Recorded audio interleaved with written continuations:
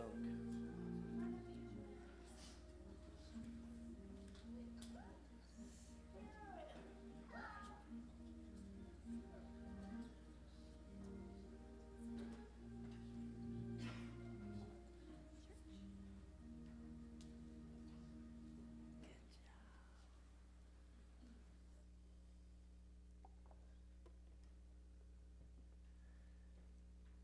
All right, good job, boys and girls. Good to see you today. I'm going to tell you a story about a man named Gilbert. Now, Gilbert wanted to be a missionary. You guys know what a missionary is? A leader? Missionary is somebody who goes, and in many people's minds, it's overseas. But you could be a missionary right at home. But this guy wanted to go way off somewhere in the world and tell people about Jesus. That's what a missionary does. And so he ends up in an island way out in the ocean called Gilbert Island, and he doesn't know their language, and they don't know English. But he has an interpreter with him, somebody who can speak both languages, and everything he says, the man had to interpret for the people. Well, it was really tough to tell them about Jesus because they didn't have a Bible in their language. And so even when he read verses from the Bible, they had to have an interpreter tell the people what the Bible said. And so it continued for several years, and finally he decided, Hiram decided, he said, I'm going to, did I say his name was Gilbert earlier? Yeah. He went to the Gilbert Islands. His name was Hiram. Hiram decided he was going to translate the Bible and write the Bible in their language. But that would have taken more than his life to be able to do all of that. So he decided, I'll do the book of Matthew. And so he sat down and began to write that out in their language, and he worked really hard to make sure that it was exactly right, that it's what the Bible said, and that it was something that was easy to understand. And he kept working on it, and finally he had it done. And he sent it off to go to the island to get printed. Well, the closest place that had a printer was in Hawaii, which was 2,000 miles away. And this was several years ago, and they didn't just fly over. They had to take a sailboat. And it would take quite a while to get there and to do the job and get back. And he waited for over a year. And finally, a ship came in. And it had a bunch of boxes for him. But what he found in those boxes were not Bibles. It wasn't the book of Matthew that he had translated for the people. Instead, it was boxes holding a printing press. And they said, look, we don't have anyone that can do this here, but here is an old press. You do it. And it came with a manual on how to put the press together and how to run it and do everything. And he studied it, and he says, I'm never going to get it. I'm just not a printer. I can't do this. And so he began to pray. And he prayed, and he prayed, and he prayed, God, please send someone here that can print this Bible for the people.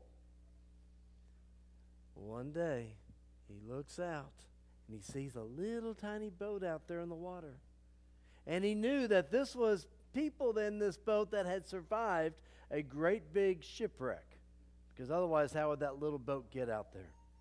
And so here he was praying to God, asking for a printer.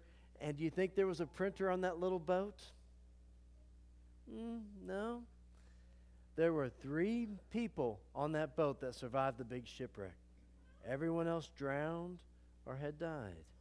Only 3 people made it.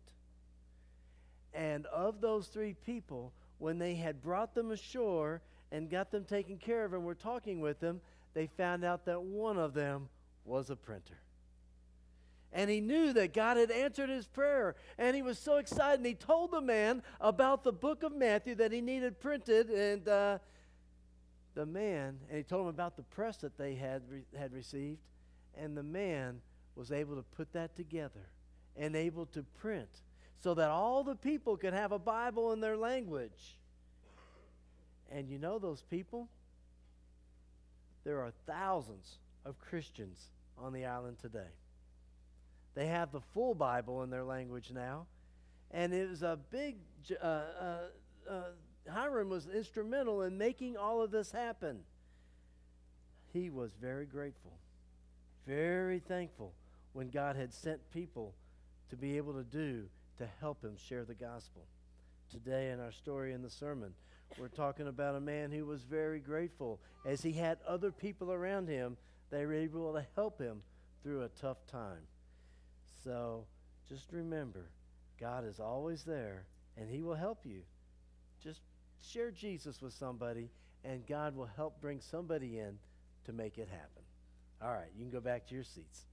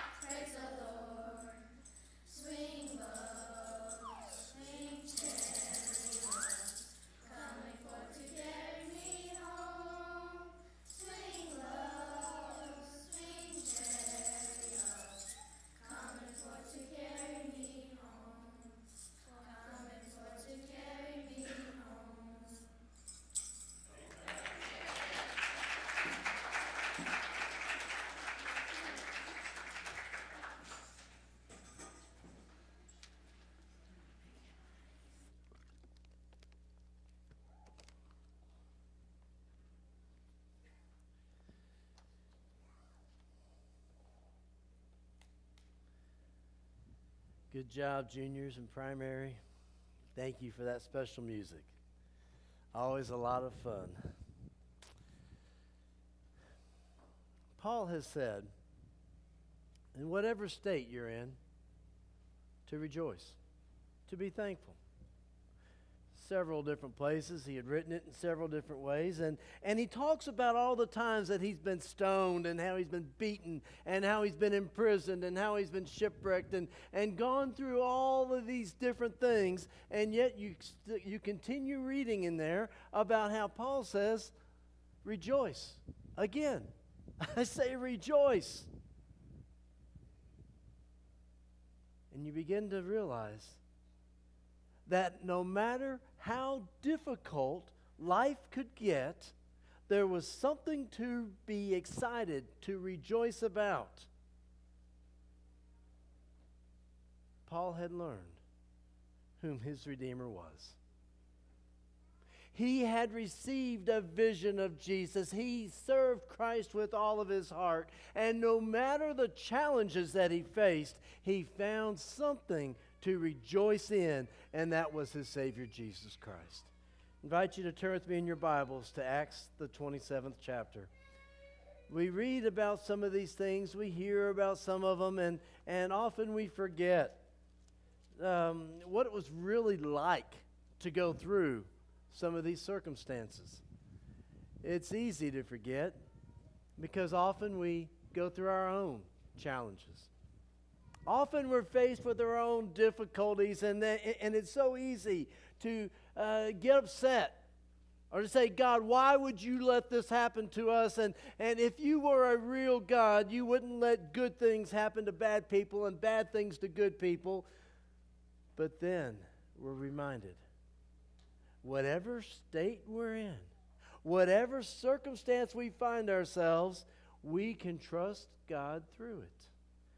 Acts chapter 27 starts right off with Julius Centurion being put in charge of the boat there with the prisoners, and they're being sent off, and him being kind to Paul and letting him visit with fellow church members. The thing that's not mentioned there that you see later in the story, while he might have had some liberties, he might have had some grace from the centurion, he was still and always and continually bound in chains and chained to a soldier.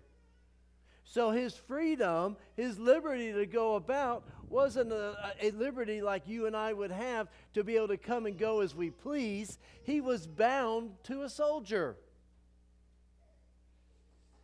And Acts 27, verse 7, it says, when they had slowly sailed many days, the winds not permitting us to proceed, we sailed under the shelter of Crete to Salome, and passing it with difficulty, we came to a place called Fair Havens. Over and over you see the winds blowing against them. They're in a sailboat. They're traveling by sea in a sailboat, and the winds are working against them, making it difficult. And you see that word showing up many times in the story, how it was difficult to go forward, the difficulty of the whole journey and everything that was involved. Now, it's one thing to say, yeah, I was shipwrecked. But here we have a whole chapter giving us the detail of what that shipwreck was like. And so I'm just trying to pull back just a little bit and see what he's saying here, to recognize what was really taking place. You see, there were 276 people on board. This wasn't just a small little boat. And they had to sail along the coast, along the edge there, because, well, they had to follow the stars and the moon. If they ever lost sight of the stars and the moon, they would lose all navigation. And the fear would be that they would go out into the deep sea and never be found again. And so they were having difficulty here from the very beginning. And now they were deciding what to do, because it's already winter. Winter's coming on, rather. And if they are to set out sail, there are probably going to be many storms. It's going to be very difficult to see anything, and they were discussing whether or not they could move on, because there at Fairhaven, it wasn't a very comfortable place to spend the winter. They didn't have a lot of the means that they would need for warmth and food, and so they had discussed among themselves, and they talked with Paul, and Paul says, no, we need to stay right here. It's not safe at this point in time. With all the difficulty that they had of getting to that point, they needed to wait the winter out right there. God would provide for them. Paul knew this. He knew, he had envisioned going to Rome for years. He had dreamed about being a missionary in Rome, about going to the headquarters of the world and talking about Jesus and sharing the gospel with the people there. And he knew that God had promised that he would make it, that he would be there to do this. And yet the people or the leaders of this boat are saying, we got to move on. This isn't a good place to be. And so they went. And in verse 13, it says that they sailed, they were close by Crete, but not long after, a tempestuous headwind arose. At first, they could get this nice little wind, the south wind, and leave the island. And everything looked so good. The owner of the boat, the soldiers, the different ones wanting to move on, they all looked with pride on their decision about taking off because it seemed like it was going to be smooth sailing. But Paul had warned them. And sure enough, no sooner than they get out to sea, here comes a storm. And this was not a small storm. This was not one of those little storms that you would get on the Sea of Galilee where these fishermen were in the boat and they're fighting for their very lives thinking they're going to die. Men who have lived and grown up on the water. This is a huge storm. And then this tempestuous and the wind and the fury of this is brought up over and over again. And it says, running under the shelter, verse 16, of an island called Clauda, we secured the skiff with difficulty. What's a skiff? Lifeboat. They're towing this lifeboat. Here comes this amazing tempestuous wind. This storm is so huge, the lifeboat is in danger. And they are afraid that if something happens to the ship, they would have no lifeboat. And so now they have brought all their energies into bringing this lifeboat on board, and they have done all that they can to get it there. Try picturing being thrown and tossed to and fro on a ship with the waves just coming in, crashing in, and they can't see anything. The rain is pouring down. It's already cold, and they can't see a thing, and they're trying to bring this lifeboat in. It was no small task, but they managed. They get it on there, and they secure it because we were exceedingly tempest-tossed. The next day, they lightened the ship. On the third day, we threw the ship's tackle overboard with our own hands. And now neither sun nor stars appeared for many days. No small tempest beat on us. All hope that we would be saved was finally given up. 276 men on board. These are men who are experienced, who know the ship, who have been through these things before, and they have reached the point that all hope that they would ever see land again was gone. They were telling each other goodbye. We're going to die. It's it. We're done. It's over. And they are taking everything that they need, the provisions that they have for the journey. It's like being on an airplane and realizing you're overloaded, too much weight, and they have to open the doors and dump out all the suitcases. Can't imagine something like that happening, but imagine with me, if you will. And everything you were needing for your journey is now being dumped out. But that wasn't enough. Now they have to rip the seats out of the plane, send them out. Not enough. So they ripped the instruments out of the panels, throw it out overboard, trying to make the plane lighter. Picture this. This is what they're up against. When it says they're throwing things overboard, they only have on ship the things they felt they needed. Things that they had prepared for the journey, things that they needed to run the ship and to stay, and they're throwing everything overboard. We're talking here desperation, finality, just before they're ready to see death. Anything else we can do, they're trying it.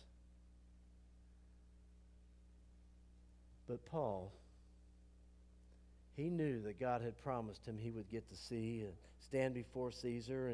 And so he was praying not for himself. He wasn't so worried about whether he was going to make it. He is praying for all of those on board. Now picture this. Who's on board? The centurion who's in charge of him. The soldier that he's chained to. All of these different soldiers and the other prisoners and the people of the ship. And he is praying for every single person on board. praying for their salvation, praying for their safety, that they are going to be able to make it. And so Paul receives an answer from God. He receives a vision that the ship is going to be wrecked, that it's going to be a total disaster, a total ruin, but every life will be spared. So Paul begins to tell them. It says in verse 22, he says, I urge you to take heart. Remember, all hope was finally given up. Take heart. For there will be no loss of life among you, but only of the ship. I believe this is the purpose of God's people in the last days. I believe this is why God has a church, a people in this world for the last days, so that we can give a message to a world that is giving up hope, a people that is being lost and in danger of eternal loss, except that God has raised up a people to give a message of hope. A message of a God who loves them, who has given himself for them, who is calling them, who is promising to prepare a place for them. And we have been called to do exactly what Paul is doing right there. Take heart. Rejoice. Recognize that you have a God who is there with you no matter your struggle, no matter your challenge, no matter what you're up against. You have a God who will carry you through. We are a people to give that message, not just to hear it, not just to receive it, not just to know it for ourselves, but we have been called to share it with a world that is dying without hope. And so he calls them together and he gives them the hope and he gives them the promise from God. And now, verse 27, it was the 14th night. 14 nights. They have been drifting about, can't see the sun, can't see the stars. I have been in storms, but you can tell where the sun was. I've been in some of these where you can just see in the tempest and everything being blown about, but yet nothing like this. I can't imagine it. You know, my first boat I ever got, I talked my whole family into going out with me on it. It was a little, 15-foot boat, just a small little ski boat. In fact, it had a little Evinrude on the back, a little outboard motor, and got out there in Lake Arlington, just a small lake, not that big in Texas there, and we went out there in it, and the wind began to blow. And we got these white caps. Most of you know what white caps are, the little waves where the wind's blowing and just get this little white tops of them. These little white caps got a little bigger, and some of them began to come over the top of our little boat. We knew immediately it was time to turn that boat around and get it back out because we were way overloaded. We were sitting way down in the water, and these little waves could just as quickly sink that boat. And of course, we also knew that if that boat were to sink, every one of us could have swam to shore. No big deal. You could see the sun. It wasn't even storming. But yet there was a little tinge of fear, recognizing that this thing could go down. These men were grown professional men who were up against these kinds of storms so many times, but they had never experienced anything like this one. They couldn't even see the sun, the stars, the moon. This was so dark, and the storm was so big, so heavy. No small tempest. 14 days, 14 nights. You know how much sleep they got? None. Yeah. You know how much food they ate? They didn't have time to worry about the simple things of life. They were still trying to stay alive. They were bailing water. They were stirring things. They were putting things in, throwing things over. They were doing everything that they possibly knew humanly that they could do to make it.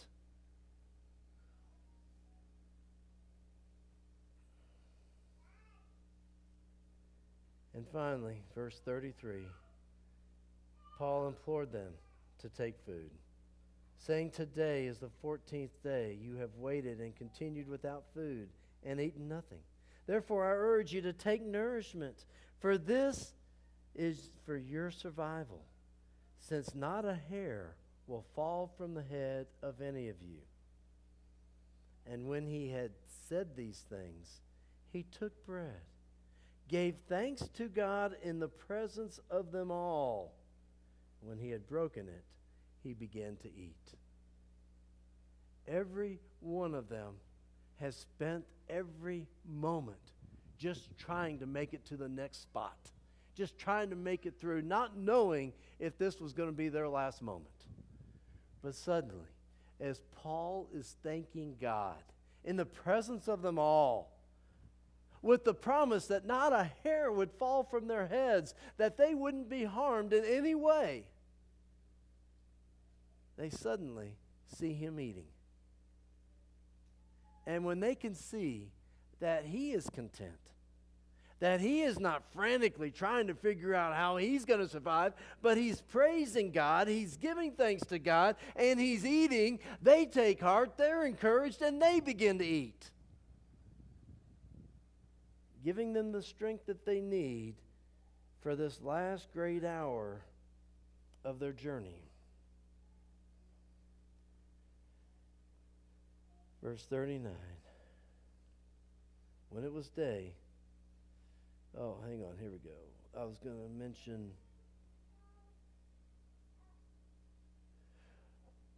just a little bit before that, back in verse 28 and 29, they had sensed that there was island coming, that they were nearing land. And so they had sounded, and they found out that it was close, but they couldn't figure out where the land was or where they were at. And so it says in verse 29 that they had dropped the anchors from the stern and they prayed for day to come. You ever been in that situation where you're just praying for daylight? Just needing to make it, can't make it through, don't know what's around the corner, don't know what you're facing, just praying for a little insight, a little wisdom from above, a little hope for what's coming and for the future, and not knowing what is waiting for you. That's where these men are. They're praying for daylight, praying just to make it through the night. They've dropped the anchors and they're being tossed to and about. They're worried that they're going to be hitting rocks. And they're praying, looking for day. Verse 39, when it was day, they did not recognize the land.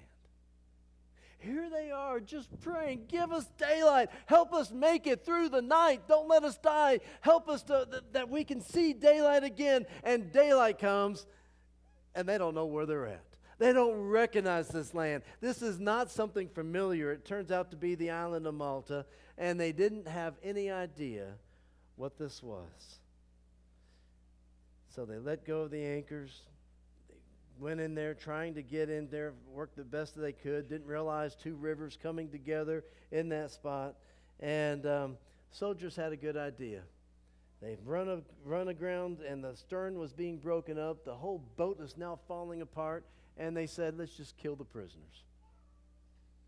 So after all of this, after they've gone through every last little possible trial and trauma, now they're being faced with a death sentence.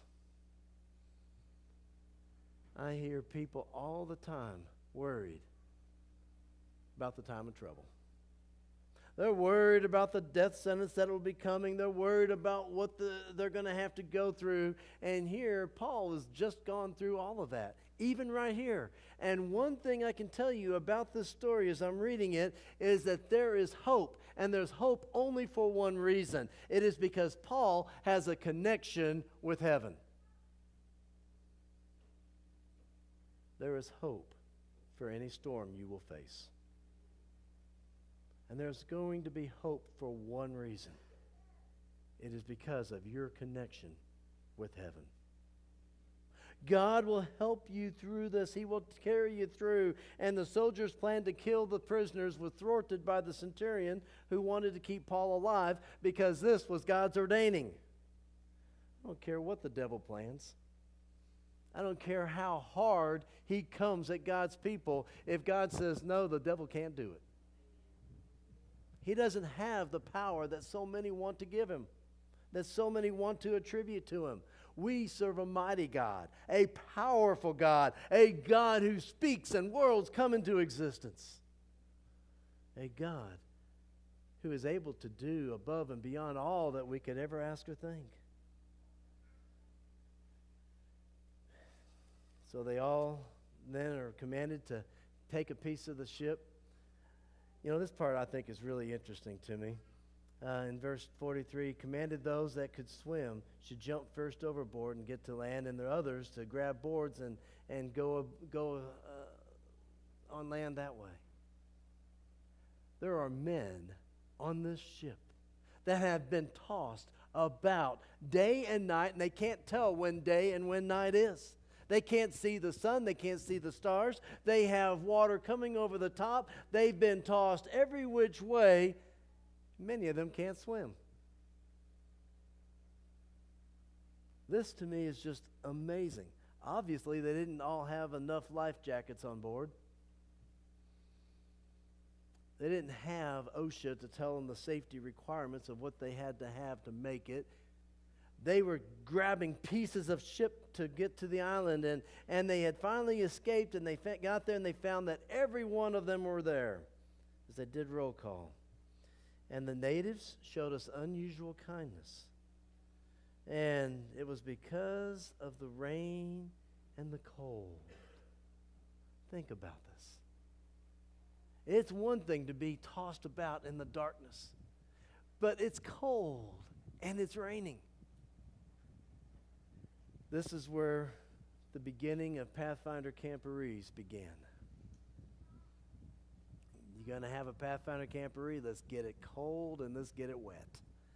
It seems like without exception. Over and over and over again.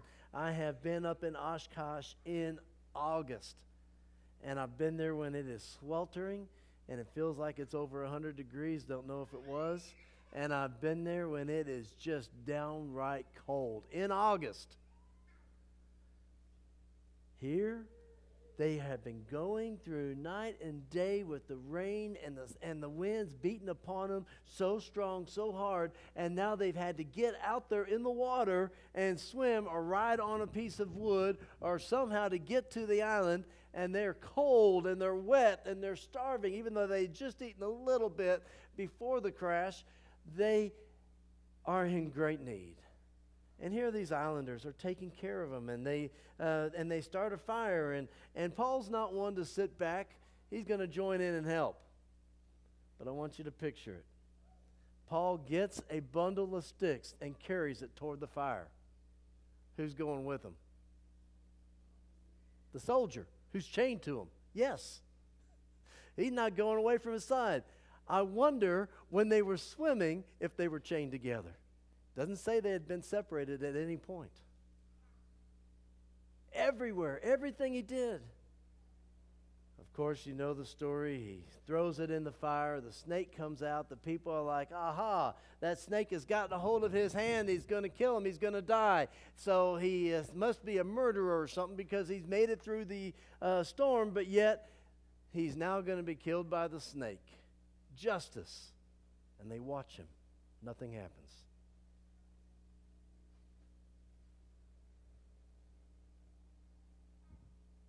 I believe this is one of the miracles that God wants to do through his people, that things in this world cannot harm his people, that it's one of the signs that show that the connection we have with God is real, that all of these threats, all of these things that take place, all of the fears that we walk around with are not real because we serve a God who's able to carry us through it. Nothing happened to him, so they said, he must be a god. That wasn't Paul's vision either. He wanted them to look at the true God, the one true God, and this is who he began to teach them and lead them with. And there was a leading citizen there whose father was sick, And so they brought Paul in. He prayed for him and healed him. Since this man was healed, they brought in everybody in the island that was sick, and they all came in, and every one of them were prayed over and healed. And so the people of Malta found out that there is a true God. There is a God who is able to heal and to save, even in the midst of the most hopeless situation. And after 3 months, notice that, after 3 months. So they couldn't wait where Paul told them to wait in Fairhaven. They had to try to make it to Phoenix to get a better place for winter. Here they are on the island of Malta for 3 months. Clearly, this is winter months. And they're stuck there, waiting. And finally, they're able to go as they travel through. It says, verse 14 of chapter 28, we found brethren. We're invited to stay with them 7 days. And so we went toward Rome. They're heading toward Rome. And suddenly this is becoming real to Paul. You read in the Acts of the Apostles that Paul was extremely disappointed in the way things were going. He was discouraged. He had dreamed about going to Rome and preaching the gospel and having a great conversion, but instead he is going to Rome in chains. He looks horrible. He's unkept. He's chained to a soldier. He's coming in as a criminal instead of coming in as a powerful preacher for God. And he's discouraged. And Ellen White talks about this great sadness that's come over him. This is not what he dreamed of, not how he expected things to go. And often we make plans and we put our evangelistic efforts out there and we do all that we can. And so often we're disappointed in how things are going and how it looks like it's going to happen, because we forget that there's a God who can take the worst circumstance and turn it into our greatest triumph. In the midst of all of this taking place, Paul meets up with some of the brethren and has been encouraged and so forth. But then it tells us in verse 15, there they went with the brethren. They heard about them, came to meet us as far as Appiforum and 3 inns. And when Paul saw them, he thanked God and took courage. What are we seeing here? Through all of this experience, life and death, they had been facing so much trauma, so much disaster, so many things that could go wrong. Paul meets the brethren, thanks God, and is encouraged. Fortunately, we have the Acts of the Apostles again to help us out with this expression. What had happened is, in his sadness, in his chains, in the most discouraging and hopelessness that he has ever experienced, he is going along with his head hung low, with a great sadness over him, when suddenly somebody recognizes him.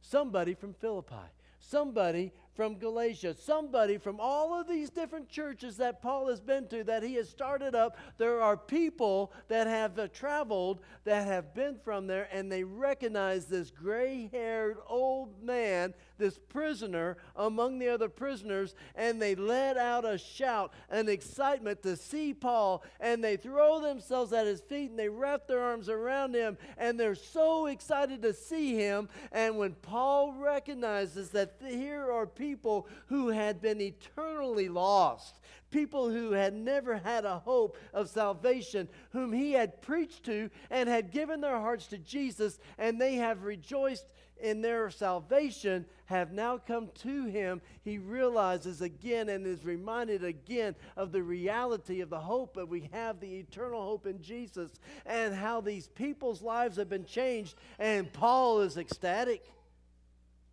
All of the shipwreck and all of the beatings and all of the stonings and everything he's gone through is all put aside. He's not worried about his past. There's no fear for the future.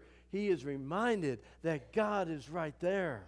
And when he sees the brethren, he is encouraged and gives God thanks. You know, when I see our church family, it encourages me. It really does. There's reason to rejoice, reason to give thanks to God, because we realize we're not in this alone. We have each other. Whatever we go through, whatever we face, we can see each other, thank God, and take courage. Believe God has brought us together for the purpose of edifying one another, lifting each other up. As I read this story, and we pull back the curtain just a little bit and see a little bit of what he went through, we're reminded of how much we can thank God. How much we really can trust God and know that all things, same guy wrote, work together for good to those who are called according to God's purpose, right? Those who love God and are called according to his purpose. God is calling his people today to be a people of thanksgiving, to be a people that rejoice no matter what we face, because we have a God who loves us, who has saved us, who is coming back to take us home. Today, will you commit with me to rejoice no matter what state you're in? To rejoice in God, rejoice in your walk with him. Will you make a stand with me right where you're at and just stand for God and say, I will rejoice in my salvation that I have in you. Praise God.